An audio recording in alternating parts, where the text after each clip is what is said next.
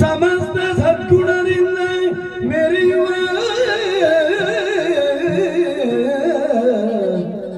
ಸತ್ಯನಿಧಿ ಬಿರುಮಣನು ಬೀಡುಳು, ಸತ್ಯನಿಧಿ ಬಿರುಮಣನು ಬೀಡುಳು ಅರ್ತಿಯಿಂದ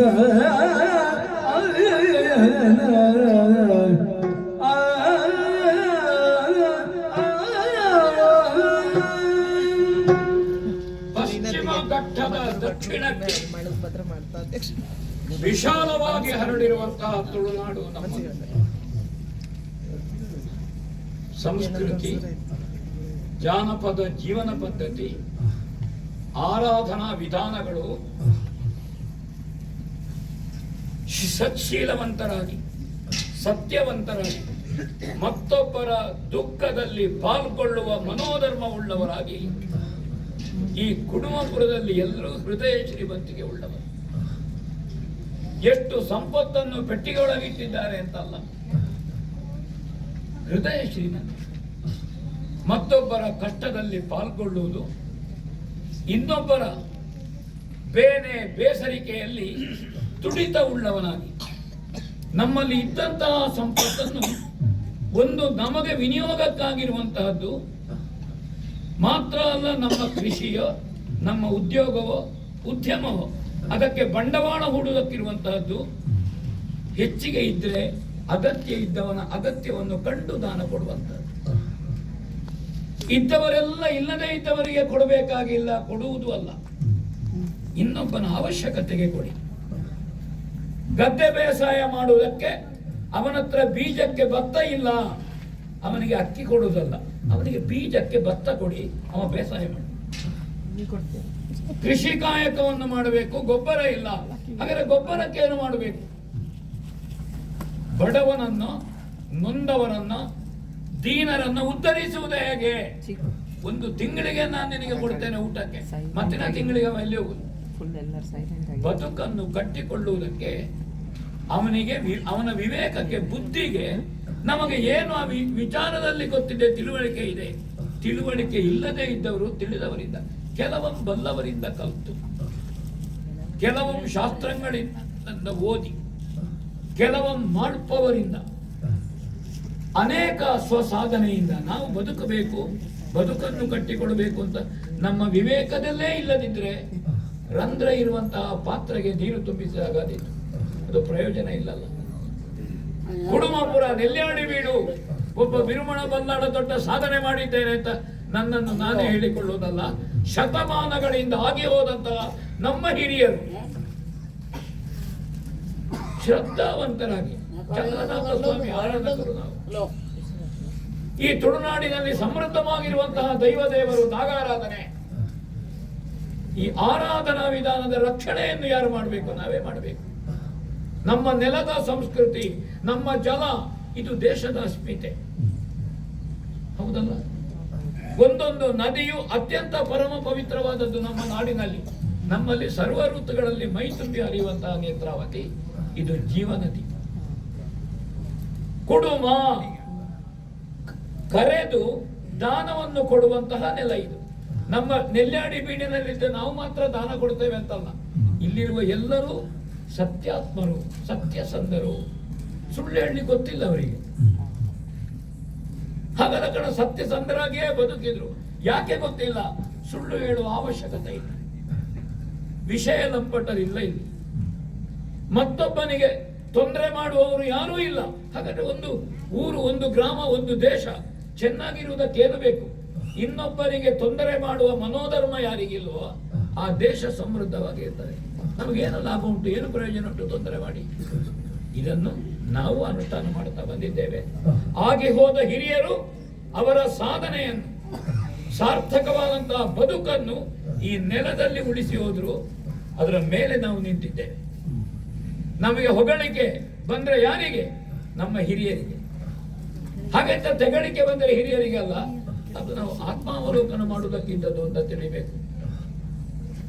ಒಂದು ಸಂದರ್ಭದಲ್ಲಿ ಕಳೆದ ಭವದಲ್ಲಿ ಆದಂತಹ ಯಾವುದೋ ಒಂದು ಪ್ರಾರಬ್ಧದಿಂದ ಒಂದು ರೋಗಕ್ಕೆ ನಾನು ತುತ್ತಾಗಿ ಹೋದೆ. ಯಾವ ವೈದ್ಯನಿಂದಲೂ ಆಗಲಿಲ್ಲ, ಆದರೆ ಭಗವಂತ ಕೈ ಬಿಡಲಿಲ್ಲ. ಅಣ್ಣ ಅಂತೆವಾಸಿಯಾಗಿ ಇಲ್ಲಿದ್ದಾನೆ. ಒಬ್ಬ ಅನಾಮಿಕನಾಗಿ ಬಂದ, ನಮ್ಮ ಮನೆಯವನಂತೆ ಇದ್ದಾನೆ. ಅವನ ಕೈಗುಣದಿಂದ ಆರೋಗ್ಯ ಚೆನ್ನಾಗಿ ಆಗಿದೆ, ಉತ್ಸಾಹ ಉಂಟು. ಆದ್ರೆ ಭಗವದ್ ಅನುಗ್ರಹವನ್ನು ನಾವು ಅಲ್ಲಗಡಿಲಿಕ್ಕಿಲ್ಲ. 48 ದಿವಸದ ನೋಂಪಿ ವ್ರತ ಮಾಡಿದ್ಲು ನನ್ನವಳು. ಆ ವ್ರತ ಸಮಾಪನವನ್ನು ಮೂಡಬಿದ್ರೆಯ ಪಾರ್ಶ್ವನಾಥ ಸ್ವಾಮಿಯ ಸನ್ನಿಧಿಯಲ್ಲಿ ಮಾಡುತ್ತೇನೆ. ದೇವರು ಕಣ್ಣುಡುದ, ಆರೋಗ್ಯ ಚೆನ್ನಾಗಿ ಆಯಿತು. ಹರಿಕೆ ಒಪ್ಪಿಸಬೇಕಲ್ಲ, ಕೆಲವೊಮ್ಮೆ ಹರಿಕೆ ಮರೆತು ಹೋಗುದು. ಮಗನಿಗೂ ನೆನಪು ಮಾಡ್ಲಿಕ್ಕೆ ಯಾರಿಲ್ಲ, ಮೊಮ್ಮಗಿಲ್ಲ. ಮರಿಮಗನ ಕಾಲಕ್ಕೆ ದೈವಜ್ಞರೇ ಇರುವುದು. ನಿಮ್ಮ ಮುತ್ತಜ್ಜ ಹೇಳಿದ ಹರಿಕೆ ಬಾಕಿ ಉಂಟು ಅಂತ ಹಾಗೆ ಮಾಡಬೇಕು. ಯಾರು ಹರಿಕೆ ಹೇಳಿದ್ದಾರೆ ಅವರೇ ಆ ಹರಿಕೆಯನ್ನು ಅವರ ಆಯುರ್ಮಾನದಲ್ಲಿ ತೀರಿಸಿದ್ರೆ ಅದಕ್ಕಿಂತ ದೊಡ್ಡದು ಎಂಥದ್ದು. ಹಾಗೆ ಅವಳು ಹೋಗಿ ಬರುವಾಗ ವೃದ್ಧ ದಂಪತಿಗಳು ಒಂದು ಅನಾಥ ಪ್ರಜ್ಞೆಯಿಂದ ಇದ್ರು. ಇನ್ನೊಬ್ಬರು ಹೊಟ್ಟೆ ಪಡ್ಕೊಂಡು ಹಸಿವೆ ಅಂತ ಹೇಳುವಾಗ ನಮಗೆ ಅನ್ನ ಸೇರ್ತದೆ, ಅದು ಮಾನವೀಯತೆ ಅಲ್ಲ, ಮಾನವೀಯತೆ ಅಲ್ಲ. ಕೊಟ್ಟಿಗೆಯಲ್ಲಿ ಹುಲ್ಲು ಹಾಕಿ ಎಲ್ಲ ಹಸುಗಳು ಕರುಗಳು ಒಟ್ಟಿಗೆ ತಮ್ಮ ಕುತ್ತಿಗೆಯನ್ನು ಅಲ್ಲಾಡುತ್ತಾ ಹುಲ್ಲು ಮೇಯ್ತದೆ. ಎಲ್ಲಿ ಒಂದು ಕಡೆಯಲ್ಲಿ ನೀರು ಹಾಕಿ ಅದಕ್ಕೆ ಸ್ವಲ್ಪ ಏನಾದರೂ ಹುರುಳಿಯೋ ಹಿಂಡಿಯೋ ಹಾಕಿ ಎಲ್ಲ ಹಸುಗಳು ಬಂದು ಚೆನ್ನಾಗಿ ಕುಡಿತವೆ. ಕಾಡ ಹಾಕಿ ಹಕ್ಕಿಗಳು ಹಾರಿ ಬಂದು ತಿಂತವೆ. ಹೀಗೆ ಸಹನವವತು ಸಹನವು ಮುನುಗಿತು. ಇದು ನಾವು ಕುಟುಂಬಪುರದ ನೆಲ್ಯಾಡಿ ಬೀಡಿನಲ್ಲಿ ಕಂಡುಕೊಂಡದ್ದು. ಆ ವೃದ್ಧ ದಂಪತಿಗಳು ಆತಿಥ್ಯವನ್ನು ಪಡೆಯುತ್ತಾ ಇದ್ದಾರೆ. ಅವರಿಗೆ ಕಷ್ಟ ಉಂಟು ಅಂತ ನಾನು ಕೇಳಿ ತಿಳಿದಿದ್ದೇನೆ. ಚಾವಡಿಗೆ ಕರೆಯಿಸಿಕೊಳ್ತೇನೆ.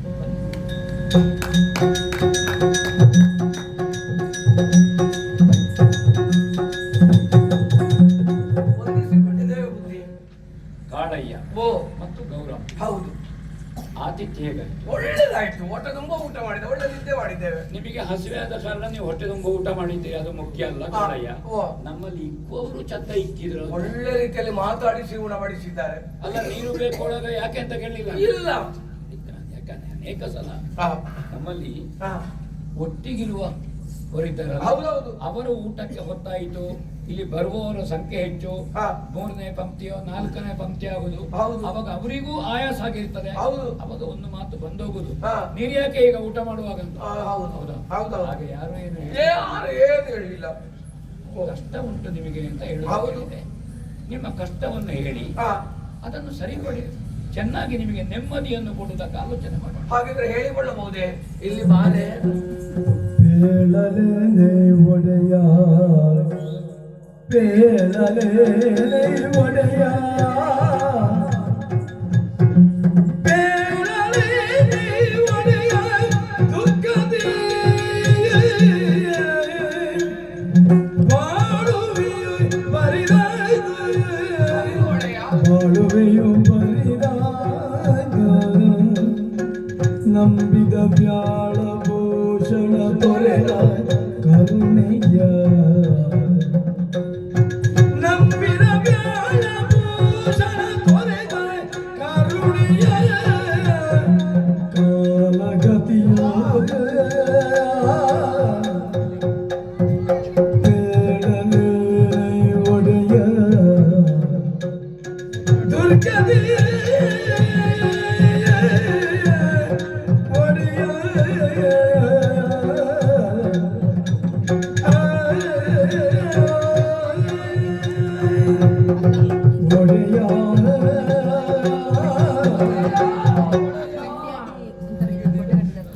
ಚಂದ್ರನಾಥ ರಕ್ಷಿಸು.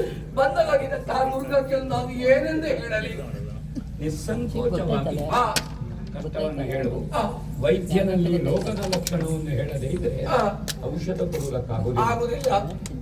ದುಃಖವನ್ನು ಕಷ್ಟವನ್ನು ಹೇಳಿದಾಗ ಹಂಚಿಕೊಳ್ಳುವುದಕ್ಕಾಗ್ತದೆ, ಹೌದು, ಕಷ್ಟ ಕಡಿಮೆ ಆಗ್ತದೆ. ಆ, ಸಂತೋಷವನ್ನು ಹೇಳಿದ್ರೆ ವೃದ್ಧಿ ಆಗ್ತದೆ, ಹೌದು, ಅಲ್ವಾ? ಹೌದು, ಕಹಿಯನ್ನು ಮತ್ತು ಸಿಹಿಯನ್ನು ಜೊತೆಯಾಗಿ ಯುಗಾದಿಗೆ ಕೊಡ್ತಾರೆ. ಆ, ಕಳೆದಂತಹ ವರ್ಷವನ್ನು ಆ, ಕಹಿ ಸಿಹಿಯನ್ನು ನಾವು ಅನುಭವಿಸಿ ಬದುಕಿದ್ದೇವೆ. ಆ, ಮುಂದಿನ ವರ್ಷ ಕಹಿ ಕಳೆದು ಹೋಗಲಿ, ಹೌದು, ಸಿಹಿ ಬರಲಿ. ಆ, ಒಂದು ವೇಳೆ ಕಹಿ ಬಂದ್ರೆ ಆ, ಏಕರಸಾಸ್ವಾದವಾಗಿ ಅನುಭವಿಸುವ ಅಂತ ಪ್ರತಿಜ್ಞೆ ಮಾಡೋದು. ಹೌದು. ನಿನ್ನ ಕಷ್ಟವನ್ನು ಹೇಳಿ. ನಾವು ಘಟ್ಟದ ಮೇಲಿನವರು ಬುದ್ಧಿ, ಓ, ಕೃಷಿ ಮಾಡುತ್ತಾ ಜೀವನವನ್ನು ಸಾಗಿಸ್ತಾ ಇದ್ದೆವು. ನಮಗೊಬ್ಬ ಮಗ ಹುಟ್ಟಿಕೊಂಡ. ಆತನಿಗೆ ಕರುಣಾಕರ ಎಂಬುದಾಗಿ ಹೆಸರನ್ನೇರಿಸಿದೆ. ವಿದ್ಯೆ ಕಲಿಯುವ ಪ್ರಾಯಕ್ಕೆ ಮಕ್ಕಳಿಗೆ ವಿದ್ಯಾಭ್ಯಾಸ ಕೊಡಿಸಬೇಕಾದ್ದು ತಂದೆ ತಾಯಿಗಳ ಕರ್ತವ್ಯ ಅಲ್ವೇ? ಹಿರಿಯರು ಮಾಡಬೇಕಾದ್ದು ಹೊಲ ಗದ್ದೆ ತೋಟ ಅಥವಾ ಏನಾದರೂ ಸಂಪಾದನೆಗಿಂತ ಆ. ಮಕ್ಕಳೇ ಆಸ್ತಿ. ಹೌದು. ಅವರಿಗೆ ಒಳ್ಳೆಯ ವಿದ್ಯಾಭ್ಯಾಸ ಕೊಡುದು. ಹೌದು. ಹಾಗೆ ನಾನು ಮಗನನ್ನು ಮಠಕ್ಕೆ ಕಳಿಸಿದ್ದೆ, ಸೇರಿಸಿದ್ದೆ. ಆದ್ರೆ ಮಗನಿಗೆ ಮಠಕ್ಕೆ ಹೋಗುವ ಯೋಚನೆ ಇಲ್ಲ. ಯಾಕೆ? ಅವನಿಗೆ ವಿದ್ಯೆ ಬೇಡ. ಹೌದಾ? ಅವನು ಕೆಲವು ಕೆಟ್ಟ ಹುಡುಗರ ಜೊತೆ ಗುಡ್ಡೆಯಲ್ಲಿ ಕುಳಿತು ಕೆಲವು ದುರ್ಬುದ್ಧಿಗಳನ್ನೆಲ್ಲ ಕಲಿತ ಬುದ್ಧಿ. ಸಹವಾಸ ಎನ್ನುವುದು ಅನೇಕ ಸಲ ಗುಣ ಆಗ್ತದೆ, ಹೌದು. ಅನೇಕ ಸಲ ದೋಷ ಆಗ್ತದೆ. ಆ. ಗುಂಡು ಸೂಜಿಯನ್ನು ಕಾಂತದ ಕಲ್ಲಿನಲ್ಲಿ ಇಟ್ಟರೆ ಆ. ಮರುದಿವಸ ಇನ್ನೊಂದು ಸೂಜಿಯನ್ನು ಎತ್ತಲಿಕ್ಕೆ ಆಗ್ತದೆ. ಹೌದು. ಅದು ಸಹವಾಸ ಗುಣ. ಆ. ಒಂದು ಬುಟ್ಟಿಯಲ್ಲಿ ಒಂದು ಹಣ್ಣು ಕೊಡುತ್ತೋದ್ರೆ ಆ.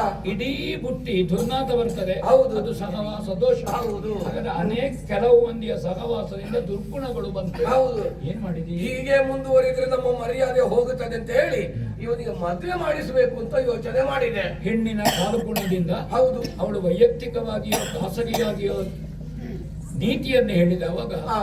ಅನೇಕ ಮನೆಗಳಲ್ಲಿ ಸಜ್ಜನಿಕೆ ಬಂದದ್ದು ಒಳ್ಳೆದಾದ್ದು ಉಂಟು. ಹಾಗೆ ಒಬ್ಬಳು ಹುಡುಗಿಯನ್ನು ನೋಡಿ ನಾನು ಮದುವೆ ಮಾಡಿಸಿದೆ. ಆದ್ರೆ ಏನು ಮಾಡುದು ಬುದ್ಧಿ, ಮನೆಗೆ ಬಂದ ಸೊಸೆ ಸರಿ ಇಲ್ಲ. ಓ, ಎಲ್ಲ ಮನೆಯವರು ಇದೊಂದೇ ಆಗಿದೆ. ಹೌದು. ಸೊಸೆ ಸರಿ ಇಲ್ಲ ಹೇಳುದು. ಆ. ಆ ಮನೆಯ ಮಗಳನ್ನು ಕೊಟ್ಟಾಗ ಹೇಳುತ್ತೇನೆ ಅಲ್ಲಿ ಅತ್ತೆ ಸರಿ ಇಲ್ಲ. ಆ. ಅತ್ತೆ ಏನ್ ಮಾಡಿದ್ವಿ ಪರಿಹಾರ? ಇದು ಯಾವ ಪರ್ಯಾಯ ಇರ್ತದೆ? ಯಾವಾಗ್ಲೂ ನಮ್ಮ ಮಗದಲ್ಲಿ ಹೇಳುದು, ಹಾ. ನಿಮ್ಮ ತಂದೆ ತಾಯಿಗಳು ಸರಿ ಇಲ್ಲ, ರಾತ್ರಿ ಪೂರ್ತಿ ಕೆಮ್ಮುತ್ತಾ ಇರ್ತಾರೆ, ನನಗೆ ನಿದ್ದೆ ಬರುವುದಿಲ್ಲ, ಅಂಗಳದಲ್ಲಿ ಉಗುಳಿ ಹಾಕುದು, ಅವರ ಆರೋಗ್ಯವನ್ನು ನೋಡಿಕೊಳ್ಳಿ ನನ್ನಿಂದ ಸಾಧ್ಯ ಇಲ್ಲ, ಹೇಗಾದ್ರೂ ಮಾಡಿ ನಿಮ್ಮ ತಂದೆ ತಾಯಿಗಳನ್ನ ಮನೆಯಿಂದ ಹೊರ ಹಾಕಿ ಅಂತ. ಉಳಿದದ್ದಕ್ಕೆ ಪರಿಹಾರ ಮಾಡಬಹುದು. ಹೌದು. ವಯೋವೃದ್ಧರಾದಂತಹ ತಂದೆ ತಾಯಿಯರನ್ನು ಮನೆಗೆ ಹೊರಗೆ ಹಾಕಿ ಎಂಬಲ್ಲಿವರೆಗೆ ಹಾ. ಯಾರು ಅಸಂಸ್ಕೃತರಾಗಕೂಡದು. ಹೌದು. ಎಲ್ಲಿಗೆ ಹೋಗುದು ಹಿರಿಯರು? ಹೌದು. ಅಲ್ವೋ? ಅದಕ್ಕೆ- ನಾವು ಕಟ್ಟಿದ ಮನೆ, ನಾವು ಬೆಳೆದ ಮನೆ, ಬೆಳೆಸಿದ ಮನೆ. ಹೌದು. ಏನ್ ಯೋಚನೆ ಮಾಡಿದಿ? ಇನ್ನು ಮಗ ಹೊರಗೆ ಹಾಕುದು ಬೇಡ ಅಂತ ಹೇಳಿ ಇದು ಬೇಲಿನ ಕೆಟ್ಟ ಹುಡುಗರ ಸಹವಾಸದಿಂದ ಆಗುವುದು. ನಾನು ಘಟ್ಟದ ಮೇಲಿನ ಆಸ್ತಿಯನ್ನು ಮಾರಾಟ ಮಾಡಿದೆ, ಇಲ್ಲಿ ಇರುವುದೇ ಬೇಡ ಅಂತ ಮಾರಾಟ ಮಾಡಿ ನಾವು 4 ಘಟ್ಟದಿಂದ ಕೆಳಗೆ ಇಳಿದೆವು. ಘಟ್ಟದಿಂದ ಕೆಳಗೆ ಬಂದ. ಹೌದು. ಅಂತ ಸಹವಾಸದಿಂದ ಮಗ ಇತ್ಲಾಗೆ ಬಂದ. ಸರಿ, ಆಗ ಒಟ್ಟಿಗೆ ಬಂದ. ನಾನು ಕೂಡಿಟ್ಟ ನನ್ನಲ್ಲಿ ಸ್ವಲ್ಪ ಮೂಲಧನ ಇತ್ತು ನನ್ನಲ್ಲಿ. ನೀನು ಕಂಡಾಗಲ್ಲ ಹ? ಬುದ್ಧಿವಂತನೇ. ಯಾಕೆ ಬುದ್ಧಿ ಬೇಕಾಗ್ತದ? ಅದು ಬೇಕಾಗ್ತದೆ. ಅದು ಮಾತ್ರ ಯಾರಿಗೂ ಹೇಳಬಾರ್ದು ಅದ್ರ ಉಂಟು ಅಂತೇಳಿ. ಇದ್ರೆ ಇಲ್ಲಿ ಮಗ ಕೇಳ್ತಾರೆ ಅದನ್ನು ತೆಗೆದಿಟ್ಟದುಂಟದು, ಹೌದು. ಅದನ್ನು ಮುಗಿಸಿ ಬಿಡುವ ಅಂತ. ಹೌದು. ಯಾವಾಗಲೂ ಮಳೆಗಾಲಕ್ಕೆ ನಾವು ಹಾ. ತೆಗೆದಿಡುವ ಕ್ರಮ ಉಂಟು. ಸೌತೆಕಾಯಿ, ಹೌದಾ? ಮುಳ್ಳು ಸೌತೆ, ಹೌದೌದು. ಹೌದಾ, ಹಾ. ಕುಂಬಳಕಾಯಿ, ಹಾ. ಕೇನೆ, ಹಾ. ಹೀಗೆ ತೆಗೆದುಬಿಟ್ಟು ಮಳೆಗಾಲಕ್ಕೆ ಏನಿಲ್ಲ. ಹಾ. ಅದೇ ರೀತಿ ವಾ. ಮಾರಕ ರೋಗ, ಹಾ. ಮಹಾಯುದ್ಧ, ಹೌದು. ಅತಿವೃಷ್ಟಿ, ಹಾ. ಅನಾವೃಷ್ಟಿ ಇಂತಹ ಸಂದರ್ಭದಲ್ಲಿ ಹೌದು. ಆಪದ್ದನ ಅಂತ ತೆಗೆದಿಡಲಿಕ್ಕೆ ಹಾ. ಅದೇ ನಿನ್ನಂತಹ ವೃದ್ಧರು ಬೇಕು ಮಾತ್ರ ಮನೆ. ಹಾ, ಹೌದು. ಬುದ್ಧಿವಂತರಾಗಿರ್ಬೇಕು. ಹೌದು. ಏನ್ ಅದರಿಂದ ಮಾಡಿ ನಾನು ಇಲ್ಲಿ ಒಂದು ಆಸ್ತಿಯನ್ನು ಖರೀದಿಸಿದೆ. ಸ್ವಲ್ಪ ಸಮಯ ಒಳ್ಳೆದರಲ್ಲಿ ಜೀವನ ಹೋಗ್ತಾ ಇತ್ತು. ಒಂದು ದಿವಸ ಮಗ ಹೇಳ್ತಾನೆ, ಹಾ. ಅಪ್ಪ ಈ ಊರಿನಲ್ಲಿ ಜಾತ್ರೆ ನಡೀತಾ ಉಂಟು, ನಾನು ನಿಮ್ಮನ್ನು ಜಾತ್ರೆಗೆ ಕರ್ಕೊಂಡು ಹೋಗ್ತೇನೆ ಅಂತ. ಇಷ್ಟು ಒಳ್ಳೆ ಕುಟುಂಬ ಮಗ ತಿದ್ದಿಕೊಂಡಿದ್ದಾನೆ, ನೀ ಹೇಳ್ತೆ ಕಷ್ಟ ಉಂಟು. ಕಷ್ಟ ಕಷ್ಟ ಇರಲಿಲ್ಲ, ಸಂತೋಷದಲ್ಲಿದ್ದೆ. ಮಗ ಜಾತ್ರೆಗೆ ಕರ್ಕೊಂಡು ಹೋಗ್ತಾನೆ, ಹೌದು. ಒಳ್ಳೆ ಬುದ್ಧಿ ಬಂತು ಅಂತ.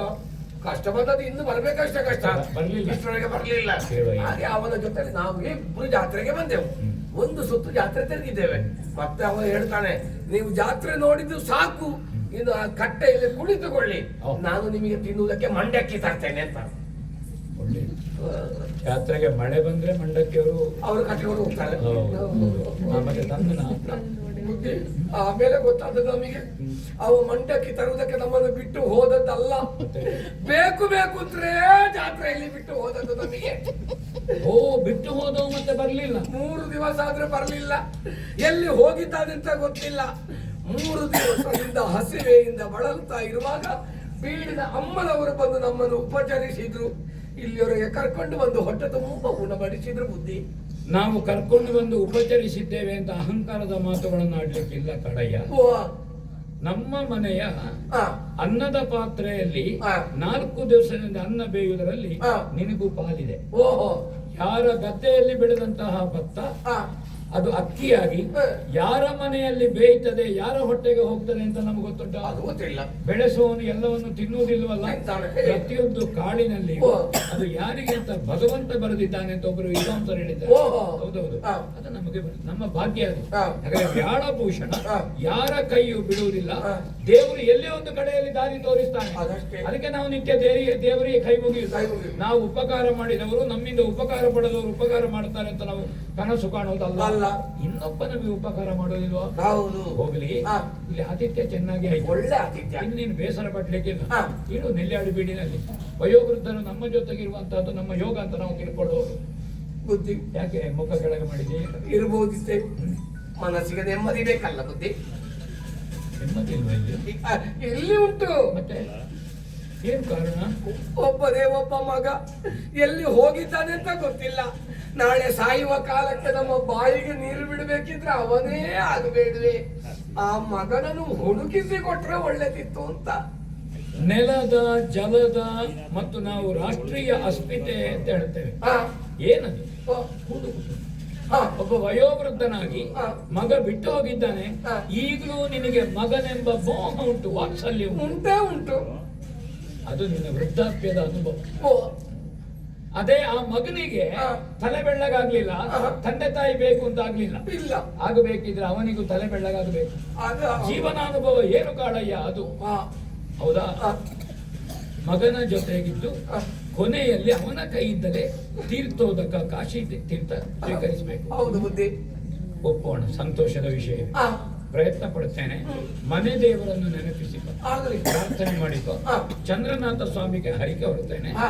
ನಿಮ್ಮ ತಂದೆ ಮಕ್ಕಳು ಒಂದಾಗಿ ಹಾ. ಹುಡುಕಿಸುವ ಪ್ರಯತ್ನ ಮಾಡೋಣ. ಹಾ. ಹೆಸರು ಕರುಣಾಕರ. ಕಾಣ್ಲಿಕ್ಕೆ ಇಟ್ಟ ಶರೀರ ದಪ್ಪ ಇದ್ದಾನೆ. ತಲೆಯಲ್ಲಿ ಕೂದಲು ಉದುರುವುದಕ್ಕೆ ಪ್ರಾರಂಭ ಆಗಿದೆ. ಅದಕ್ಕೆ ಬಟ್ಟೆ ಸುತ್ತಿಕೊಳ್ತಾ ಇದ್ದಾನೆ ಅವ. ಒಳ್ಳೆಯದು. ಓ. ವಿಶ್ರಾಂತಿ ಪಡೀರಿ. ಅಗತ್ಯ ಇದ್ದಾಗ ಕರೆಯಿಸ್ಬಿಡ್ತೀನಿ. ಆಗಲಿ ಬುದ್ಧಿ. ಬಾರೆ.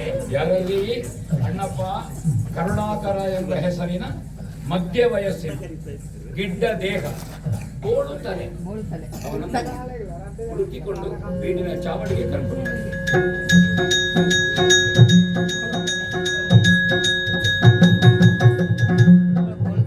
ನಮಸ್ಕಾರ. ಕರುಣಾಕರ. ನನ್ನ ಹೆಸರು ಗೊತ್ತುಂಟ ನಿಮಗೆ? ಆತರ ಕರುಣಾಕರ. 5 ವಿಧ ಉಂಟು ನಮಸ್ಕಾರದಲ್ಲಿ. ಹಾ. ಒಂದು ನಮಸ್ಕಾರ ಕೊಡುವುದು ವ್ಯಕ್ತಿ ಅಲ್ಲ, ವ್ಯಕ್ತಿಯಲ್ಲಿ ಅಂತಸ್ಥವಾದ ಆತ್ಮನಿಷ್ಠ. ಹಾ, ಹಾ, ಹಾ. ಶೀರ್ಷ, ತಲೆಬಾಗಿ ನಮಸ್ಕರಿಸು. ಹಾ. ಮತ್ತೆ ಸಾಷ್ಟಾಂಗಲ ಉಂಟು. ಜಾನು, ಹೌದಾ, ಎರಡೂ ಕಾಲನ್ನ ಬಗ್ಗೆ ಮೊಣಕಾಲಿನಲ್ಲಿದ್ದು ನಮಸ್ಕರಿಸುವಂತದ್ದು. ಹಾ, ಹಾ. ಹೌದು, ಹಾಗುಂಟು ನಮಸ್ಕಾರ. ಹೌದು, ಎರಡೂ ಕರ ಜೋಡಿಸುವಂತದ್ದು ನಮಸ್ಕಾರ. ಹೌದು. ಮತ್ತೊಂದುಂಟು, ಹಸ್ತೇನ ಹೀಗೆ ಮಾಡುದು. ಅದ್ಯಾಕೆ? ಅದು ಸಮಾನ ವಯಸ್ಸಿನ. ಓ. ತಲೆ ಮೇಲೆ ಕೈ ಇಟ್ಟು ನಮಸ್ಕಾರ ಮಾಡುದು. ಯಾರಿಗೆ? ಇನ್ನು ನಿಮ್ಮ ವ್ಯವಹಾರವೇ ಬೇಡ. ಓ, ಓ, ಹಾಗೆ. ನರ್ತದಷ್ಟೇ ವ್ಯವಹಾರ ಮಾಡಲಿಲ್ಲ. ಮಾಡ್ಲಿಲ್ಲ ಈಗ. ಅದರ ಮೊದಲು ನೀನು ವ್ಯವಹಾರ ಬೇಡ, ನಿನ್ನ ವ್ಯವಹಾರ ಬೇಡ ಅಂತ, ನನ್ನ ವ್ಯವಹಾರ ಬೇಡ ಅಂತ. ಹಾಗಾಗ್ತದ ಇದು? ನಮಗೆ ಪದ್ಧತಿ ಕ್ರಮ ಹಾಗೆ ಮಾಡಿಕೊಂಡು ಬಂದಿದ್ದೇವೆ ನಾವು. ಇಲ್ಲ, ನಿಮಗೆ ಪದ್ಧತಿ ಹೇಳಿಕೊಟ್ಟವನನ್ನು ನಾಳೆ ಸಿಕ್ಕಲಿಕ್ಕೆ ಆಯ್ತಾ? ಇವತ್ತು ಬೇಡ. ಅಲ್ಲ, ಹೇಳಿ ಮಳೆ ಬಂದು ತಡ ಇಲ್ಲ. ಹೇಳಿ ಕೊಟ್ಟವನು ಸಿಕ್ಕುವುದಿಲ್ಲ ಅವ. ಹಾಗೆ ಇನ್ನು ಹಾಗೆ ಮಾಡಬೇಡ. ಅವ ಸಿಕ್ಕುವಾಗ ಮಾಡು. ಓ, ಒಳ್ಳೆದು. ಸರಿ. ವೇಣೂರಿನ ಬಳಿಯಲ್ಲಿ ನಿಮ್ಮ ಹೌದು. ಮನೆ. ಹಾ. ಪೆದ್ದ ತರ್ಕ. ಅದನ್ನ ಈಗ ಹೇಳಿದ ಮೇಲೆ ನನಗೆ ಗೊತ್ತಾಯ್ತು. ಹೇಳಿದ ಮೇಲೆ ಗೊತ್ತಾಯ್ತು ಆ ಊರಿನಲ್ಲಿ ಇರುವವರು ಎಂತವರು. ಅದೇ ಹಾಗೆ ಹಾಗೆ ಪಟ್ಟಂದರ್ಕ, ಬೆಟ್ಟಂದರ್ಕ ಅಲ್ಲ. ಹಾಗೆ ಅಲ್ಲ, ಬೆಟ್ಟಂದರ್ಕ ಅಂತ ನಿನ್ನ ಹೆಸರಿಗೂ ಗೊತ್ತಾಗಿದೆ ಅಂತ ಗೊತ್ತಾಗಬಾರದು. ಹಾ, ಅದು ಬೇಡ. ಗೊತ್ತಾಗಬಾರದು. ಒಳ್ಳೆ ಪರೋಪಕಾರಿ, ಊರಿಗೆ ಉಪಕಾರಿ, ಮನೆಗೆ ಮಾರಿ. ಅದೇ ಹಾಗೆ ಹಾಗೆ ನಿತ್ಯ ಊರಿನಲ್ಲಿ ತಿರುಗಾಡುವ ಮನೆಯಲ್ಲಿ ಇರ್ತಾನ. ಮನೆಯಲ್ಲಿ ಇರ್ಲಿಕ್ಕೆ ಆಗುದು. ನೀನು ಊರಿನವರಿಗೆ ಬಹಳ ಉಪಕಾರ ಮಾಡುವ. ಅದು ಹೌದು. ಬೆಳಗ್ಗೆ ಬೇಗ ಹೋಗ್ತಿ, ಮನೆಗೆ ತಡವಾಗಿ ಬರ್ತಿ ಅಂತ ಯಾರೋ ಹೇಳಿದ್ರು. ವ್ಯವಹಾರ ಹೊರಗಿಂದವರೆಗೆ. ಹೊರಗೆ ಹೋಗ್ಲಿ. ನಿಮ್ಮ ವೇಣೂರಿನ ಮಾಲಿಂಗೇಶ್ವರ ದೇವಸ್ಥಾನದ ಜಾತ್ರೆ ಹೇಗಾಯ್ತು? ಅದ್ಭುತ ಯಾತ್ರೆ. ಅದ್ಭುತವಾದ. ಬಹಳ ಜನ ಸೇರಿದ್ದಾರೆ. ಎಲ್ಲ ಕಡೆಯಲ್ಲಿ ಅದೇ ಹೆಸರು ನಡೆಯುದು. ಮಂಡಕ್ಕಿ- ಪೂರ್ವ ಅದ್ಭುತ ಸಂಭ್ರಮ ಇದುವೆ. ಮಂಡಕ್ಕಿ ಚೀರೆಲ್ಲ ಹೊಳೆಯಲ್ಲಿ ಊರಿಗೆ ಮಳೆ ಒಂದು ಮಳೆ ಬಂತ? ಮಳೆ ಒಂದು ಬಳ್ಳಕ್ಕೆ ಹೋಗಿದೆ. ಹೌದಲ್ಲ? ಅಕಾಲಿಕ ಮಳೆ ಒಂದು. ಮಂಡಕ್ಕಿ ಹೋಗುವಾಗ ಯಾರು ಸೇತುವೆಯಲ್ಲಿ ನಿಲ್ಲುವುದಿಲ್ಲ, ತೆಂಗಿನಕಾಯಿ ಹೋಗುವ ನಿಲ್ತಾರೆ. ಇದು ಬೇಡ. ಮಂಡಕ್ಕಿ ಹಿಡಿಲಿಕ್ಕೆ ಆಗ್ತದ? ಇಲ್ಲ, ಅದೇ ಮುಟ್ಟಿಲ್ಲ. ಇಲ್ಲ ಅದು.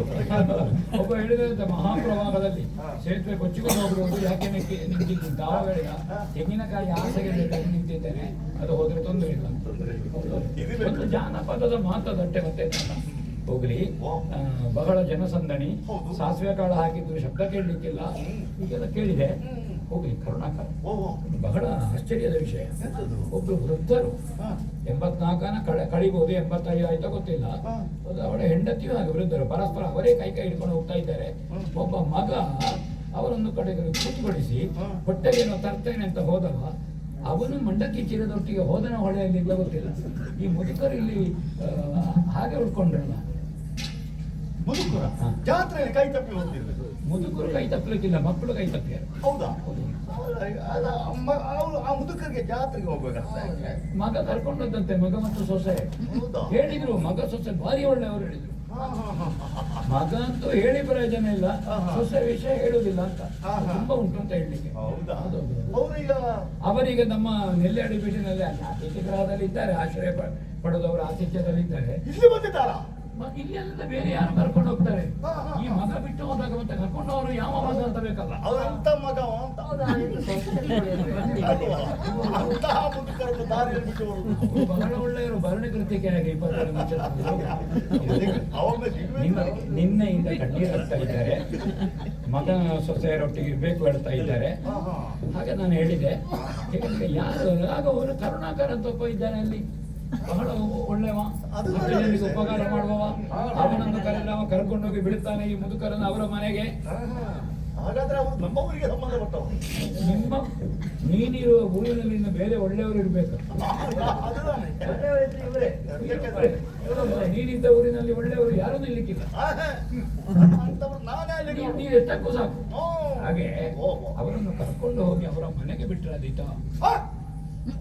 ಈಗ ಆಗಬೇಕಾದ ಅರ್ಥ ಈಗ ಇಲ್ಲದೆ ಒಂದು ಉಪಕಾರ ಆಗಬೇಕು ಹೇಳಿದ್ದಲ್ಲ ನಾನು. ಒಂದು ಬಿಟ್ಟು ಬರುವ ಕೆಲಸ, ಅವರ ಮನೆಗೆ ಬಿಟ್ಟು ಬರುವ ಕೆಲಸ, ಒಂದು ಬಿಟ್ಟು ಬರುವುದಲ್ಲ. ಅದು ಮಾಡಬಹುದಾ? ನಿನ್ನನ್ನು ನಂಬಿದ್ದೇನೆ ನಾನು. ಖಂಡಿತ ನನ್ನ ಮೇಲೆ ವಿಶ್ವಾಸ ಉಂಟಲ್ಲ ನಿಮಗೆ. ನೀನು ನನಗೆ ಮೋಸ ಮಾಡ್ಲಿಕ್ಕಿಲ್ಲ ಅಂತ ನಾನು ನಂಬಿದ್ದೇನೆ. ಅದು ಖಂಡಿತ. ಬೇರೆಯವರಿಗೆ ಮೋಸ ಮಾಡ್ತೇ ಇಲ್ಲ ಅಂತ ನನಗೆ ಗೊತ್ತಿಲ್ಲ. ನಿನ್ನ ಮೋಸ ನಡೆಯಲಾರದು. ಹಾಗಂತ ಯಾರಾದ್ರೂ ಮೋಸ ಹೋಗ್ಲಿಕ್ಕಿಲ್ಲ ಅಂತ ಹೇಳಲಿಕ್ಕೆ ಆಗುದಿಲ್ಲ. ನಮಗೇನಾದ್ರೂ ಅದು ಉಂಟು. ಅದು ಕೇಳಿ ಬನ್ನಿ. ಇನಾಮು ಕೊಡುದು ಅಂತ ಉಂಟು. ಹೌದು, ಕೈದಾನ. ಈಗ ಕೈದಾನ ಅಂತ ಹೇಳಿದ್ರು, ಇನಾಮು ಕೊಡುದು. ಪಡೆಯವನಿಗೆ ಭಾಗ್ಯ ಬೇಕು, ಕೊಡುವ ಲೆಕ್ಕ ಮಾಡ್ಲಿಕ್ಕೆ ಇಲ್ಲ. ತುಂಬಾ ಬರ್ಬೋದು. ಅದು ಪಡೆಯವನ ಹಣೆ ಬರೋದ್ರಲ್ಲಿ ಎಷ್ಟು ಅಷ್ಟು ಬರ್ತಾರೆ. ಕೈದಾನ ಅಂತ ಪಡ್ಕೊಳ್ಳದೆ ಹೆಚ್ಚು ಈಗ ಅಲ್ವಾ? ಅದು ಇನ್ನು ಪಡಿಲಿಕ್ಕೆ ಇರುವುದು ಆಯ್ತಲ್ಲ. ಒಳ್ಳೆ ಒಳ್ಳೆ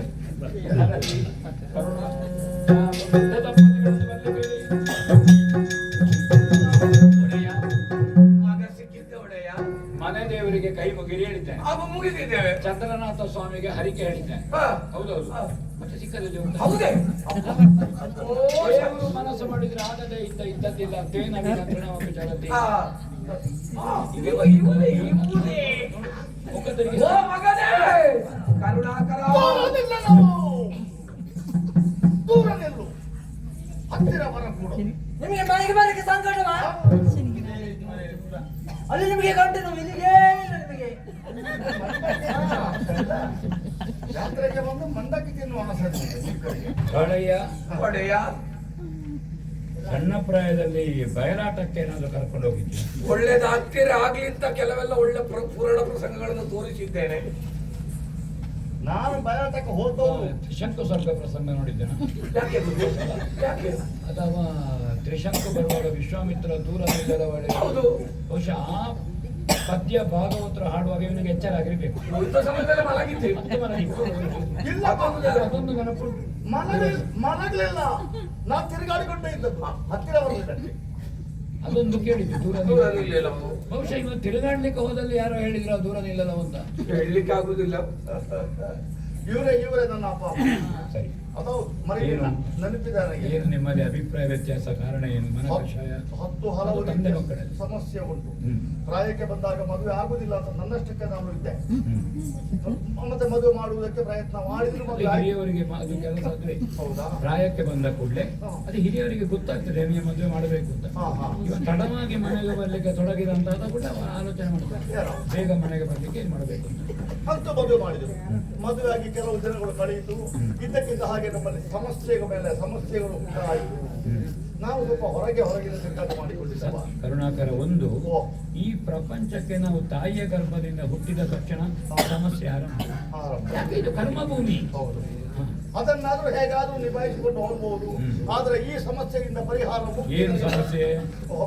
ಏನು ಅಂತ ಇಲ್ಲ, ಏನು ತೆಗಿಬೇಕು? ಏನಂತ ವಿಷಯ ಇಲ್ಲ. ವಿಷಯ ಇಲ್ಲದೆ ಸಮಸ್ಯೆ ಅಂದ್ರೆ ಸಮಸ್ಯೆ ಅಂದ್ರೆ ಅವರೆಲ್ಲ ಕೇಳಿಸಿಕೊಂಡು ಆ ಕಡೆಯಿಂದ ಹಾಗೆ ಹೇಳ್ತಾರೆ ಹೀಗೆ ಹೇಳ್ತಾರೆ ಅಂತ ಅವ್ರು ತಗೊಂಡು ಬಂದು ಇಲ್ಲಿ ಆಗ್ತದೆ. ಇವಳಿಗೆ ಅತ್ತೆಯನ್ನು ಕಂಡ್ರೆ ಇವಳಿಗೆ ಆಗುತ್ತದೆ. ಅತ್ತೆ ಹೇಳಿದ್ರು ಸೊಸೆ ಕೇಳಿದ್ರು, ಸೊಸೆ ಹೇಳಿದ್ರು ಅತ್ತೆಗೆ ಸರಿ ಬರುತ್ತದೆ. ಇದು ಸಮಸ್ಯೆ ಅಲ್ಲ. ಹಾ, ಹಾ. ಇದು ಸಮಸ್ಯೆ ಅಲ್ಲ. ಅಯ್ಯೋ, ನಮಗೆ ದೊಡ್ಡ ಸಮಸ್ಯೆ ಇಲ್ಲ. ಇದು ಎಲ್ಲ ಅತ್ತೆ ಸೊಸೆಯರ ಮನೆಯಲ್ಲಿ ಉಂಟು ಕರುಣಾಕರ. ಹಾಗಿರುವುದೇ ಮನೆ. ಹೌದು, ಅತ್ತೆ ಸೊಸೆಯನ್ನು ದೂರುದು, ಸೊಸೆ ಅತ್ತೆಯನ್ನು ದೂರುದು. ಅತ್ತೆ ಹತ್ರ ಅಲ್ಲ, ಬೇರೆಯವರ ಹತ್ರ. ಹೌದು. ಹಾಗೆ ಅತ್ತೆ ಇರ್ತದೆ, ಅದಕ್ಕೆ ನೀನು ತಲೆಬಿಸಿ ಮಾಡಬೇಡ. ಆಗುತ್ತದೆ. ಆದ್ರೆ ಮಧ್ಯೆ ಸಿಕ್ಕಿಕೊಂಡಾಗ ನೀನು ಮಧ್ಯೆ ಸಿಕ್ಕಬೇಡ. ನೀನು ಯಾವಾಗ ಜಾರಬೇಕು. ಯಾರ್ಬೇಕು? ಹೌದು. ಸಂಜೆ ಬರುವಾಗ ಮನೆಗೆ ನಾನು ತಕೊಂಡು ಬಾ. ಹಣ್ಣು ಹಂಪಲು ಸುಮ್ಮನೆ ಕೈ ಬೀಸಿಕೊಂಡು ಬರುದಲ್ಲ. ತಕೊಂಡು ಬರ್ತೇನೆ. ಹೋದ ಪುಟ್ಟ ಬಂದ ಪುಟ್ಟ ಅಂತ. ಬಂದ ಕೂಡಲೇ ಮತ್ತೆ ಬರ್ತದೆ. ಒಂದು ತುಂಡು ಮಲ್ಲಿಗೆ ಹೆಂಡತಿಗೆ. ಹೌದಪ್ಪ. ಹೌದಾ? ತಾಯಿಗೆ ಏನು ಮನೆಗೇನು ಕಾಯಿ ಪಲ್ಯವೇನಕ್ಕೋ ಅದು. ಹೌದು. ಇದು ಕ್ರಮ. ಇವ್ರಿಗೆ ಮಕ್ಕಳಿದ್ರೆ ಮಕ್ಕಳ ಕೈಯಲ್ಲಿ ಇಡ್ಲಿಕ್ಕೆ ಏನಾದ್ರೂ ಸಿಹಿ ತಿಂಡಿ ಅದೆಲ್ಲ ಬೇಕಾಗುದು. ಹಾ. ತಕೊಂಡು ಬಂದ ಕೂಡಲೇ ಹೆಂಡತಿ ಹತ್ರ ಕೊಟ್ರೆ ಇವರಿಗೆ ಹೆಂಡತಿಗೆ ಹತ್ತಿರ ಆಗಿದ್ದಾರೆ, ನಾವು ಬೇಡ ಈಗ. ಅದಕ್ಕೆ ಮಲ್ಲಿಗೆ ಎಡೆಯಲ್ಲಿ 2 ಹಣ್ಣಿಟ್ಟು ಹೆಂಡತಿಗೂ ಕೊಡು. ಆದ್ರೆ ಹೇಳಲಿಕ್ಕೆ ಇದು ಸುಲಭ. ಮತ್ತೆ ಸುಲಭ ಅಲ್ಲ, ಮನೆ ನಡೆಯಲೇ ಹಾಗೆ. ಆದ್ರೆ ಈ ಸಮಸ್ಯೆಗಳನ್ನ ಕಂಡೆ ಹಾ. ತಾಯಿಯ ಪರವಾಗಿ ಮಾತಾಡ್ಲಿಕ್ಕೆ ಹೊರಟ್ರೆ ಹೆಂಡತಿಗೆ ಸರಿ ಬರುದು. ಬೇಡ. ಹೆಂಡತಿಯ ಪರವಾಗಿ ನಿಂತು ಮಾತಾಡಿದ್ರೆ ಅಪ್ಪ ಅಮ್ಮನಿಗೆ ಸರಿ ಬರುದು. ಏನು ಪರಿಹಾರ ಕಂಡುಕೊಂಡಿ? ಪ್ರತ್ಯೇಕವಾಗಿ ಇರು. ಹಾ. ಎಲ್ಲಿ ಪ್ರತ್ಯೇಕವಾಗಿರುವುದು? ಎಲ್ಲಿಂದ ಇಲ್ಲಿ ನಿರ್ಣಯಕ್ಕೆ ಮಾತ್ರ ಇಲ್ಲ. ಎಲ್ಲಿಯಾದ್ರೂ ಹೋಗುದು. ನಿರ್ಣಯಕ್ಕೆ ಬಾರದೆ ಎಲ್ಲಿ ಕುತ್ಕೊಳ್ತಿ? ಮಾವಿನ ಮರದ ಅಡಿಯಲ್ಲಿಯೋ? ಸದ್ಯಕ್ಕೆ ಮನೆ ಆಗೋದಕ್ಕೆ ಅಲ್ಲಿ ಹೋದ್ರೆ ಅದು. ಅದಕ್ಕೊಂದು ಹೀಗೆ ಮಾಡುವ. ಸದ್ಯಕ್ಕೆ ಮನೆ ಆಗುವಲ್ಲಿವರೆಗೆ ನಿಮ್ಮ ಮನೆಯಲ್ಲಿ ಮನೆ ಆಗುವಲ್ಲಿವರೆಗೆ ಮಾವಿನ ಮರದಡಿಯಲ್ಲಿ ಕೂತ್ರೆ ಒಳ್ಳೆದಲ್ಲ. ನೀ ಇಷ್ಟು ಒಳ್ಳೆ ಜನ ಆಗಿ ಬೇಣೂರಿನಲ್ಲಿ ನಿನಗೆ ಭಾರಿ ಒಳ್ಳೆ ಹೆಸರುಂಟು, ನೀನು ಮರದಡಿಯಲ್ಲಿ ಇರುವುದಾ? ಮನೆ ಆಗುವ ತನಕ ತಂದೆ ತಾಯಿಯರೊಟ್ಟಿಗೆ ಎಲ್ಲಿಯಾದ್ರೂ ನಿಮಗೆ ಮನೆ ತಂದೆ ತಾಯಿಯರೊಟ್ಟಿಗೆ ಸರಿಯಾಯಿತು, ಅದು ಇವತ್ತಿದ್ದಾಗ ನಾಳೆ ಇರುವುದಿಲ್ಲ. ಸರಿಯಾಯಿತು, ಮನೆಯಲ್ಲೇ ಗಟ್ಟಿ ಮಾಡಿ.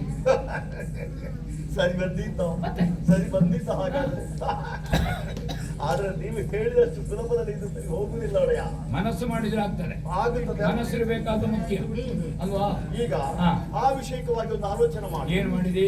ಇನ್ನು ನಮ್ಮೊಳಗೆ ಈ ಸಮಸ್ಯೆಗಳು ಮತ್ತೆ ಉಳ್ಕೊಳ್ಳಬಹುದು ಬೇಡ ಅಂತ ಹೇಳಿ ಉದ್ದೇಶಪೂರ್ವಕವಾಗಿಯೇ ಹಾ. ಇವರು ಜಾತ್ರೆಯ ಕಾರಣ ಇರಿಸಿಕೊಂಡು ಕರ್ಕೊಂಡು ಬಂದದ್ದು ಹೌದು. ಹಾ. ನಮಗೆ ಬೇಡ ಬೇಡ ಅಂತ ಹೇಳಿ ಬಿಟ್ಟು ಬಂದದ್ದು. ಇದು ಮಹಾಪರಾಧ.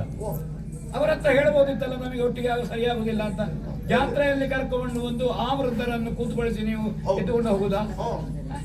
ಬೇಡ ಅಂತ ಇದು ನಿಮ್ಮ ಹಿರಿಯರು ಒಪ್ಪ್ಯಾರ? ನೀವು ನಂಬುವ ದೈವ ದೇವರು ಒಪ್ತಾರಾ? ದೈವ ದೇವರು ಎಂತ? ನಮಗೆ ದೈವ ದೇವರು, ನಾವು ಅದನ್ನು ನಂಬುವುದೇ ಇಲ್ಲ. ನಂಬುದಿಲ್ಲ ಅಲ್ವಾ? ದೈವ ದೇವರು ಅಂತ ಹೇಳುವುದು ನಂಬುವುದೇ ಇಲ್ಲ. ಅಪ್ಪ ಅಮ್ಮನನ್ನು ನಂಬ್ತೀರಾ? ಅಪ್ಪ ಅಮ್ಮ ಇದ್ದಾರಲ್ಲ, ಇಲ್ಲಿ ಕಣ್ಣ ಮುಂದೆ ಇದ್ದಾರೆ. ಅಲ್ಲ, ಅವರ ಹತ್ರ ಇಲ್ಲ ಆಡ್ತೀರಾ? ಮತ್ತೆ ಅವರಿಗೆ ವಿಳಾಸ ಇಲ್ಲ. ಅಲ್ಲಲ್ಲ, ಅವರಿಗೆ ವಿಳಾಸ ಉಂಟು, ನಂಬಿಕೆ ಉಂಟಾಗಲಿಕ್ಕೆ ನಾನು ಈಗ ನಂಬಿಕೆ ಬಂದಿದೆ ನಮಗೆ. ಹಾ. ಆದರೆ ಈ ಹೊತ್ತು ನಮ್ಮ ತೀರ್ಮಾನ ಹಾಗೆ ಈ ಸಂಬಂಧಗಳು ಹೀಗೆಲ್ಲ ಇದ್ರೆ ಮತ್ತೆ ಮತ್ತೆ ಸಮಸ್ಯೆ ಆಗುತ್ತದೆ ಅಂತ ಪ್ರತ್ಯೇಕವಾಗಿ ಇಟ್ಟುಕೊಳ್ಳೋಣ. ಮತ್ತೆ ಸಮಸ್ಯೆ ಮಾಡಿಕೊಳ್ಳುವುದಕ್ಕಿಂತ ಇವತ್ತೇ ಸಮಸ್ಯೆಯನ್ನು ಸರಿ ಮಾಡಿಕೊಳ್ಳಿ.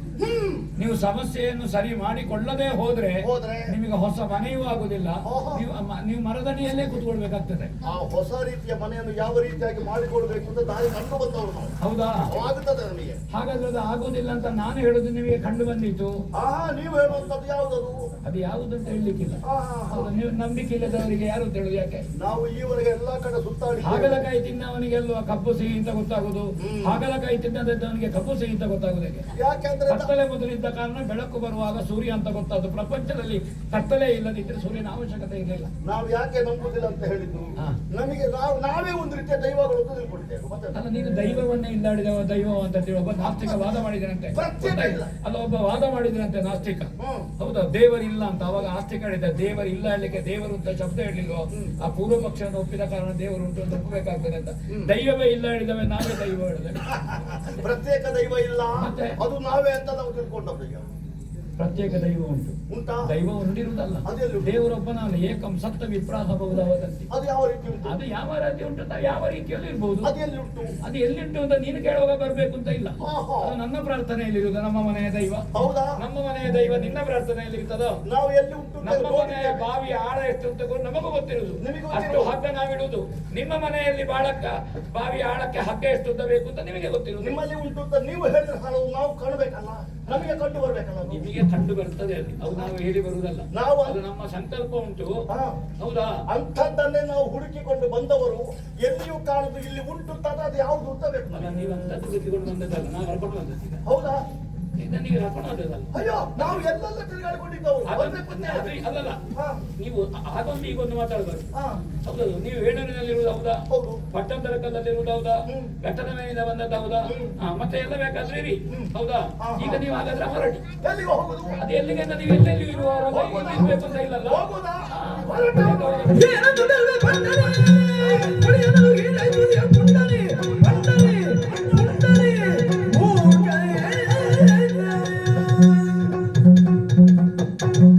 ಭಂಡನೆ ಒಡೆಯರ ಮಾತನ್ನು ಧಿಕ್ಕರಿಸಿ ಎಲ್ಲಿಗೆ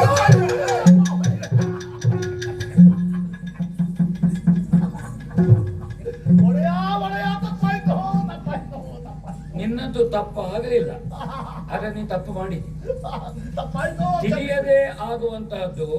ಹೌದಾ? ಅದು ತಪ್ಪು ಅಂತ ಹೇಳಲಿಕ್ಕಿಲ್ಲ. ಗೊತ್ತಿದ್ದು ಮಾತಾಡುತ್ತಾನಲ್ಲ, ಅದು ತಪ್ಪು.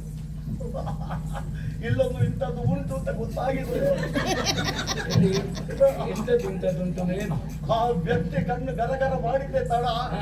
ತಲೆ ಸುತ್ತು ಬಂದು ನಿಮ್ಮ ಕಾಲ ಒಳಗೆ ಬಿದ್ದಿದೆ. ಅದು ನಿನ್ನಿನ ಆಹಾರ ದೋಷ. ಈ ರೀತಿಯ ಅನುಭವ ನಮಗೆ ಈವರೆಗೆ ಆಗಲಿಲ್ಲ. ಹಾ. ಈ ಹೊತ್ತು ಆಗುತ್ತದೆ ಅಂತ ಅದು ಯಾವುದೋ ಅಲ್ಲ, ಶಕ್ತಿ. ಅದು ನಿನ್ನ ನೀ ಎಂತ ತಕೊಂಡದ್ದು ಅಂತ ನನಗೆ ಗೊತ್ತಿಲ್ಲ. ನಾವು ಯಾವಾಗಲೂ ತಗೊಳ್ತೇವೆ. ಅದು ಇರ್ಬಹುದು. ಈಗ ಅವನಲ್ಲಿ ಏನು ಕಂಡಿ ನೀನು? ವಿಶೇಷತೆ ಕಂಡಿಲ್ಲ. ಅವರಲ್ಲಿ ವಿಶೇಷತೆ ಕಾಣು. ಎಲ್ಲಿ? ನಿನ್ನ ಅಪ್ಪ ಅಮ್ಮನಲ್ಲಿ. ಅವನಲ್ಲಿ ವಿಶೇಷತೆ ಕಂಡು ಪ್ರಯೋಜನ ಇಲ್ಲ. ಅಪ್ಪಯ್ಯ! ಮಗನೇ ಕರುಣಾಕರ, ಇನ್ನು ಮಾತ್ರ ನಮ್ಮನ್ನು ಜಾತ್ರೆಗೆ ಒಂದು ಕರ್ಕೊಂಡು ಹೋಗಬೇಡ ಮಗ. ಬೇಡ. ಯಾವ ಜಾತ್ರೆ? ನಿನ್ನ ತಪ್ಪನ್ನು ಒಪ್ಪಿಕೊಂಡ್ರೆ ತಿದ್ದಿಕೊಂಡ್ರೆ ಸಾಕು. ಅತ್ತೆ ಮೊದಲೇ ಈ ಬುದ್ಧಿ ಬರ್ತಿದ್ರೆ ಆಯ್ತು ಮಗ, ಇನ್ನೆಲ್ಲ ಮನೆಯಿಂದ ಹೊರ ಹಾಕ್ಲಿಕ್ಕೆ ಇನ್ನು ಅಪ್ಪಮ್ಮ. ಭಗವಂತನ ಪ್ರಭಾವ ಏನು ಅಂತ ನಾವು ಹೇಳೋದಿಲ್ವಾ? ದೈವದ ಪ್ರಭಾವ ಏನು, ನಾಗಗಳ ಪ್ರಭಾವ ಏನು, ದೇವರ ಪ್ರಭಾವ ಏನು, ಅದು ನಾಲಿಗೆಗೆ ಶಬ್ದಕ್ಕೆ ಸಿಕ್ಕುವುದಲ್ಲ. ಈಗ ನಿನಗೆ ಏನು ಅನುಭವ ಆಯಿತು? ಈಗ ಪ್ರತ್ಯಕ್ಷ ಒಂದು ಉಂಟು ಅಂತ ಆಯ್ತು. ಇದಕ್ಕೆ ದೈವ ದೇವರ ಪ್ರಭಾವ ಅಂತ ಹೆಸರು. ಹೌದಲ್ಲ? ಅದು ರುಚಿಗೆ ಸಿಗುವುದಿಲ್ಲ, ಅದು ಕಿವಿಗೆ ಗೊತ್ತಾಗುವುದಿಲ್ಲ, ಸ್ಪರ್ಶಕ್ಕಲ್ಲ, ಅದು ದೃಶ್ಯಕ್ಕೆ ಗೊತ್ತಾಗುವುದು. ಅದಕ್ಕೆ ದರ್ಶನ ಅಂತ ಹೆಸರು. ಆದ್ರೆ ತಂದೆ ಮಕ್ಕಳು ಇರಬೇಕಾದ್ದು ಒಂದು ದೈವದ ಪ್ರೇರಣೆಯಿಂದ ಅಲ್ಲ, ಅದು ಹುಟ್ಟಿನಿಂದ ಉಂಟು. ಅದು ಯಾವ ರೀತಿ? ಜನನಿ ಜನಗರ ಪುರಿವ ಹೊಣೆಯವರಳುಗನಿಯ ಕರ್ತವ್ಯ. ಜನನಿ ಜನಗರ ಪುರಿವ ಹೊಣೆಯವರಳುಗನಿಯ ಕರ್ತವ್ಯ. ಜರೆಯೊಳಗೆಣಿಸಿದರೆ ದ್ರೋಹವನ್ನು ವಿಧಿ ಬೆಂಬಿಡದು ಸತ್ಯವಿದು. ಜರೆಯೊಳಗೆಣಿಸಿದರೆ ದ್ರೋಹವನ್ನು ವಿಧಿ ಬೆಂಬಿಡದು ಸತ್ಯವಿದು. ಒಣಗಿದೆಲೆ ಬೀಳೋದು ಹಸಿರೆಲೆಯೊಣಗೋದು. ಒಣಗಿದೆಲೆ ಬೀಳೋದು ಹಸಿರೆಲೆಯೊಣಗೋದು. ಜಗ ನಡೆವ ರೀತಿಯು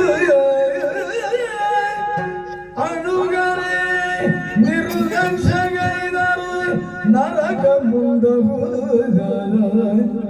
ಅಣುಗರೆ ನಿರ್ಲಕ್ಷ್ಯಗೈದರು ನರಕ ಮುಂದಗುದ.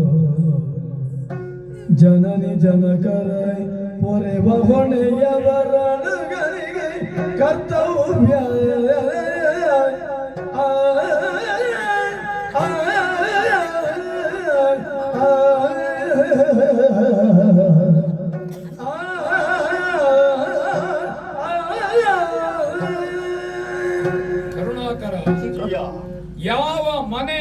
ಯಾವ ತಂದೆ ತಾಯಿಗೆ ಮಗನಾಗಿ ಹುಟ್ಟಬೇಕು ಅಂತ ನಮ್ಮ ಸಂಕಲ್ಪ ಅಲ್ಲ.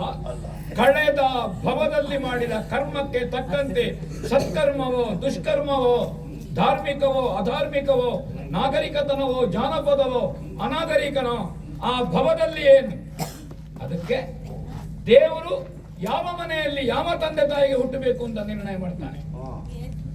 ತಾಯಿಯ ಗರ್ಭದಲ್ಲಿ ಗರ್ಭಾಂಕುರಗೊಂಡ ಮೇಲೆ ಸಂಬಂಧಗಳು ಕೂಡಿಕೊಡುತ್ತದೆ. ತಂದೆ ಕಾರಣನಾಗಿರ್ತಾನೆ. ಒಂದು ಶಿಶುವನ್ನು ಪ್ರಾಯಕ್ಕೆ ಬರುವ ತನಕ ಆ ಶಿಶುವನ್ನು ಹೇಗೆ ಬೆಳೆಸ್ತಾಳೆ ತಾಯಿ, ತನ್ನ ಯೌವನವನ್ನು ತ್ಯಾಗ ಮಾಡ್ತಾಳೆ, ತನ್ನ ಸುಖವನ್ನು ತ್ಯಾಗ ಮಾಡ್ತಾಳೆ, ತನ್ನ ಸರ್ವಸ್ವವನ್ನು ತ್ಯಾಗ ಮಾಡ್ತಾಳೆ, ತಾನು ಹೆತ್ತಂತಹ ಮಗುವಿಗೆ ಸುಂದರ ಭವಿಷ್ಯವನ್ನು ಕೊಡುವುದಕ್ಕೆ. ಅದಕ್ಕೆ ಬೇಕಾಗಿ ತಾಯಿ ಮೊದಲನೇ ಸ್ಥಾನದಲ್ಲಿ ನಿಲ್ತಾರೆ. ಎಲ್ಲ ಋಣವನ್ನು ತೀರಿಸಬಹುದು, ತಾಯಿಯ ಹೆರಿಗೆಯ ಋಣವನ್ನು ತೀರಿಸಬಹುದು ಎನ್ನುವುದಕ್ಕೆ ಈವರೆಗೆ ಹುಟ್ಟಿಕೊಂಡ ಶಾಸ್ತ್ರದಲ್ಲಿ ನಾವು ಓದಿದ್ದಲ್ಲಿಲ್ಲ.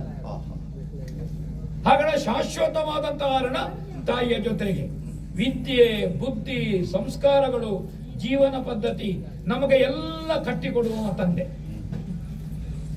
ಉದಾತ್ತವಾದಂತಹ ಬದುಕನ್ನು ತಂದೆ ಕೊಡ್ತಾನೆ.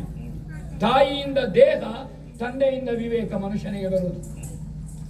ಆ ಕಾರಣದಿಂದ ದೇಹ ಮತ್ತು ವಿವೇಕ ಎರಡು ಒಟ್ಟು ಸೇರಿದ್ರೆ ಒಂದು ಜೀವ.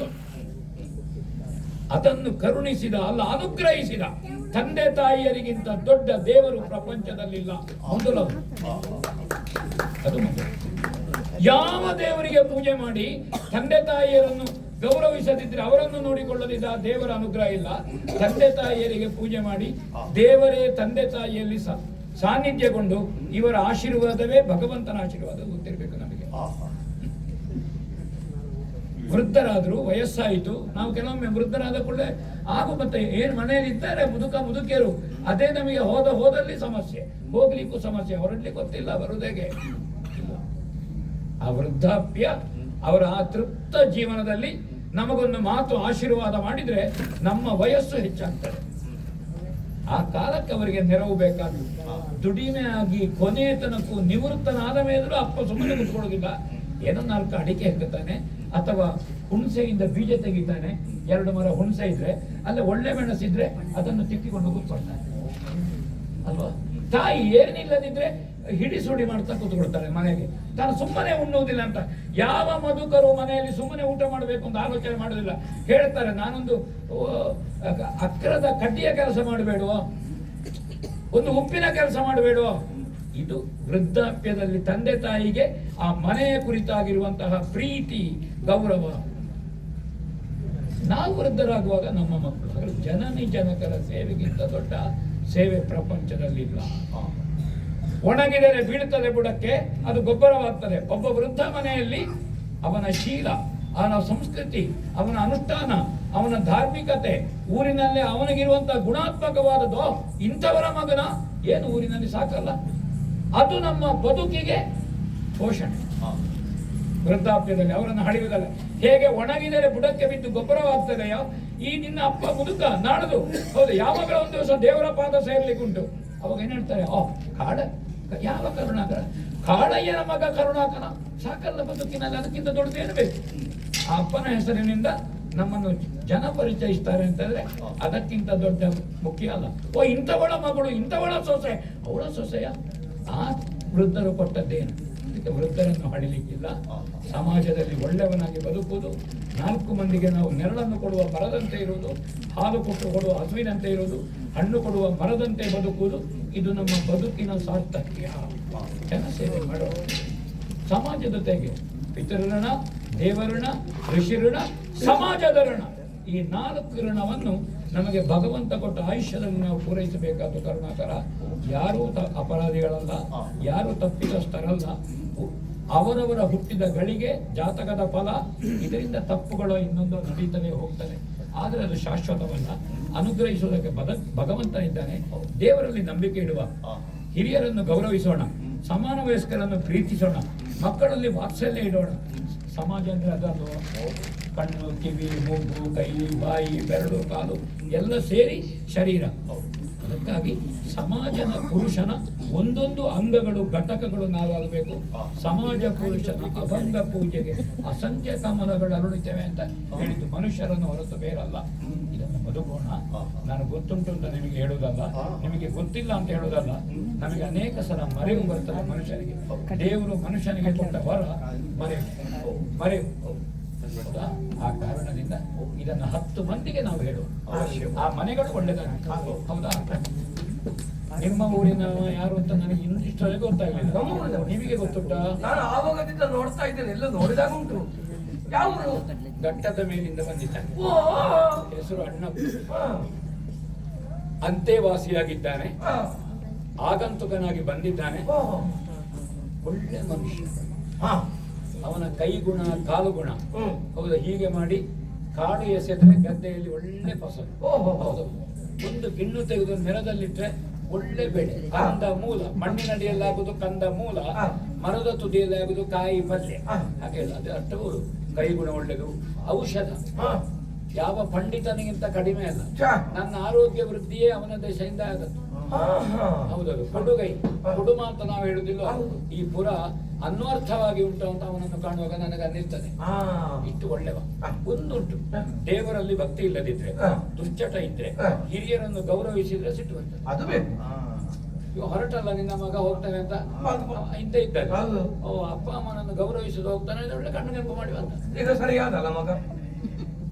ಅದಕ್ಕೆ ನಾನು ವ್ಯಾಳ ಹೇಳುದು, ಹೌದು. ವ್ಯಾಳ ಪೂಜೆ ಹೇಳುದು ಅವನ ಹೋಗ್ಲಿ ಅಣ್ಣಪ್ಪ. ಪೂರ್ವ ಪರಂಪರೆಯಂತೆ ನಮ್ಮಲ್ಲಿ ಹೊಟ್ಟೆ ತುಂಬ ಊಟ, ದಾನ, ಉಚಿತ ಮಾತುಗಳು, ಮತ್ತು ಅವರು ವಸತಿ ಮಾಡುವುದಿದ್ರೆ ಅವರಿಗೆ ಯಾವುದು ಬೇಕೋ ವ್ಯವಸ್ಥೆ ಮಾಡುವಂತಹದ್ದು. ಸರಿ. ಈ ನೆಲ್ಯಾಡಿ ಬೀಡಿನಲ್ಲಿ ಕ್ರಮ ಇದು. ಚಂದ್ರನಾಥ ಸ್ವಾಮಿಗೆ ಮಧ್ಯಾಹ್ನದ ಪೂಜೆ ಪೂರೈಸಿ ಅವರ ಕುಟುಂಬ ಒಡ್ಡಾದ್ರೆ ಹರಿಕೆ ಹೇಳಿದ್ದೇನೆ.